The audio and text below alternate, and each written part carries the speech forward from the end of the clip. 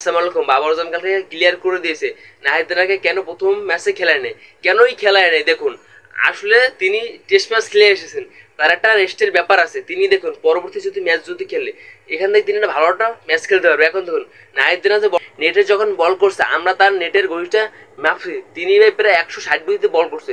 তারা এবার গতি দেখে সবাই ব্যাটিংটা ভয় পেয়ে যাবে। তার জন্যই তাকে প্রথম ম্যাচ আমরা না খেললে আমরা তাকে সেকেন্ড ম্যাচে নামাবো। বাবর আজম এই কথাটাই বলেছে। আর দেখুন নাহিদ রানা এখন বাংলাদেশের সবচেয়ে বড় সম্পদ। আমাদের এখন নাহিদ রানা আমাদের স্কোরে যোগ হয়েছে।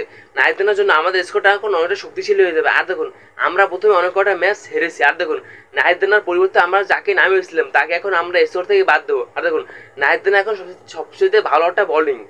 নাহিদ রানা বর্তমানে দারুণ বল করতেছে। এখন দেখুন পরবর্তী ম্যাচ আমরা নাহিদ রানাকে আমাদের একাদশে রাখবো। আর দেখুন নাহিদ রানার যে বলিং অ্যাকশন, তারপর তাদের ফিটনেস, আমরা সব দিক দিয়ে মুগ্ধ। আর দেখুন বাংলাদেশের প্লেয়ার রিশাদ হোসেন, তিনি আমাদের পিএসএলটাকে কাঁপাচ্ছে। আর দেখুন এখন আমাদের স্কোরে যোগ দিয়েছেন নাহিদ রানা। নাহিদ রানা এখন আমাদের দলে যোগ দিয়ে তিনি সর্বোচ্চ উইকেট শিকার করবে, আমি এটা বলছি।